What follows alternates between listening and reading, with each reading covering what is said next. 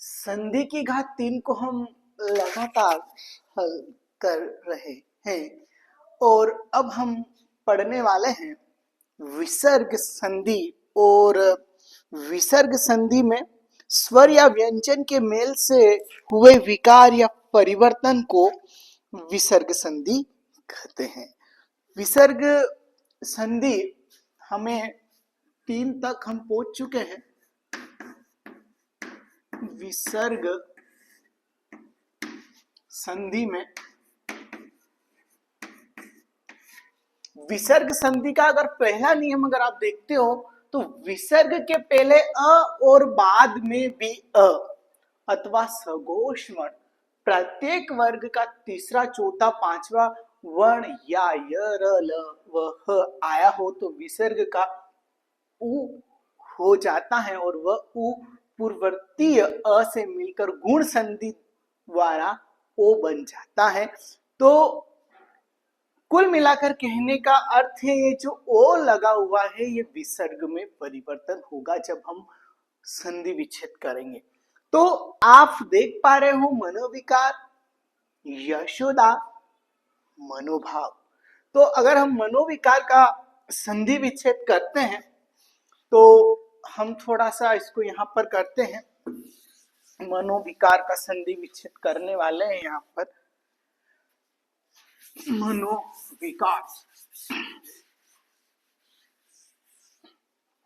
तो मनोविकार का अगर हम संधि विच्छेद करें, ये लिखा हुआ है मनोविकार,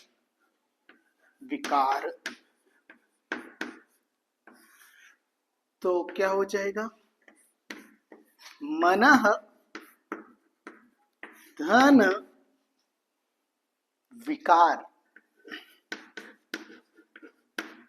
कुल मिलाकर गणित में जैसे कटता है ये कटा और क्या बन गया ये, फिर बचा क्या ये, फिर क्या रहा ये।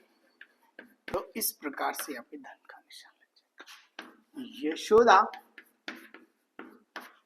तो ये कटेगा है ना, तो क्या हो जाएगा? यश धन दा हो जाएगा। फिर क्या है? मनोभाव, इसको काटेंगे तो क्या बनेगा?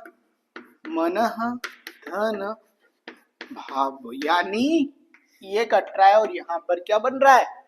विसर्ग बन रहा है। अगर सामान्य तौर से अगर हम समझे तो ये ओ और ओ को काट रहे हैं और वहां पर विसर्ग लग रहा है, और जैसे ये विसर्ग हटा और यहाँ पर क्या बन जाएगा? ओ बन जाएगा। ये विसर्ग हटा और यहाँ पर यशोदा बन जाएगा। तो इस प्रकार से विसर्ग संधि बहुत प्यारी संधि है, अच्छी संधि है। तो आगे अगर इसके और नियम को अगर हम देखते हैं तो दूसरा नियम देखिए आप। यदि हम दूसरा और तीसरा नियम देखें तो देखिएगा अधन विसर्ग क ख प फ और विसर्ग बन रहा है। तो कुल मिलाकर ये हमने जो नियम लिखे इनको थोड़ा सा छोटा रूप दिया है अपने समझने के हिसाब से। तो यहाँ पर क्या लिखा है? तो क्या हो जाएगा? प्रातः धन काल हो जाएगा। तो आप देखिएगा ये वैसे सब हल कर लेते हैं इसको। प्रातः धन काल, अंतःकरण में अंत धन करण। तो इस प्रकार से आप आराम से इसको हल कर सकते हो। और इसमें जो श है वो च च स जो विसर्ग हो रहा है, अगर हम इसको अब समझे तो क्या होगा? हरि हरि धन चंद्र हो जाएगा। और इसमें ये हटेगा तो यहाँ पर क्या लग जाएगा? निह धन चय हो जाएगा। तो आप नियम दूसरे को देखा है और तीसरे में अगर हम देखते हैं, हल करते हैं तो हरि धन चंद्र हो जाएगा और निश्चय का निह धन चय हो जाएगा। तो कुल मिलाकर कहने का अर्थ ये हुआ कि ये जो श है, ये जो श लिखा हुआ है, देखिए निश्चय में भी देख सकते हैं, उसमें भी देख सकते हैं, अपने हिसाब से ये कटा। क्या बचा, ये हो गया। फिर क्या बचा, ये लगाया धन का निशान। सीधी बात है, ये इसमें कन्वर्ट हो जाएगा, बदल जाएगा और यहाँ पर विसर्ग लग जाएगा और ये बचा हुआ भाग है यहाँ पर आ जाएगा। तो इस प्रकार से नियम 3 में हम देखते हैं। अब नियम अगर हम 4, 5 अगर देखते हैं, नियम 4 और 5 को अगर हम देखें तो विसर्ग ट ठ श, तो कुल मिलाकर निष्ठुर लिखा हुआ है। तो यहां पर क्या हो जाएगा, निह धन ठुर हो जाएगा। कुल मिलाकर कहने का सीधा सा अर्थ है कि हमने लिखा निष्ठुर। ये कटा और यहाँ पर फिर क्या आ जाएगा, ये आ जाएगा। फिर धन क्या लगा, ये लगा। और ये अगर हटा तो यहाँ पर क्या आ जाएगा, ये आ जाएगा और निष्ठुर आ जाएगा। इसमें भी अगर ई धन उ धन विसर्ग धन क ख ख प श होगा तो यहाँ पर जो आविष्कार लिखा है तो आवी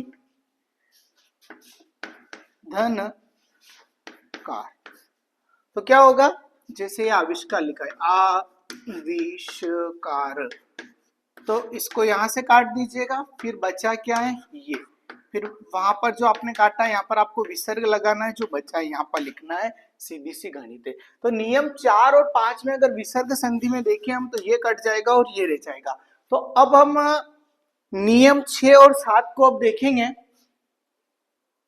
नियम 6 और 7 को अगर हम देखें तो त थ ये आता है तो क्या हो जाता है स, और स जैसे हटता है और क्या हो जाता है, विसर्ग हो जाता है। तो नमस्ते लिखा है नमः, ये हटा तो क्या बच जाएगा, ते। क्या बच जाएगा, ते। तो नमः, नमः धन ते हो जाएगा।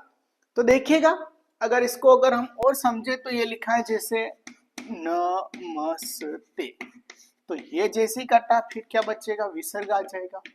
फिर क्या रहा, सिंपल सा ये कट जाएगा और विसर्ग आ जाएगा।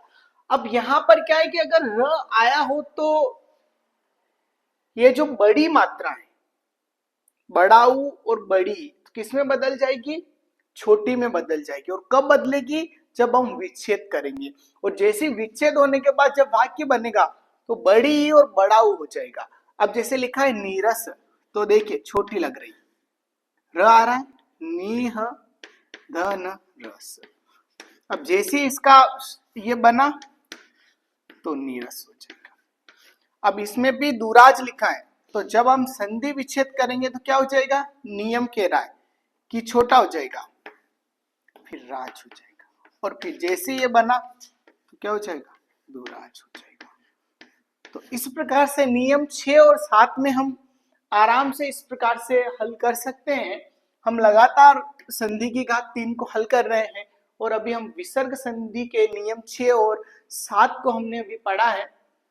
और अब हम नियम 8, 9, 10, 11 इस प्रकार से जो नियम बचे हुए हैं वो नियम अगले वाले भाग में देखने वाले हैं। तो आप आराम से देख सकते हो। नीरस का हमने नी धन रस किया है और दुराज का दूह धन राज किया है। तो इस प्रकार से हमने विसर्ग संधि को हल किया है और नियम देखे हैं 6 और 7। अब आने वाले वीडियो में भी हम देखने वाले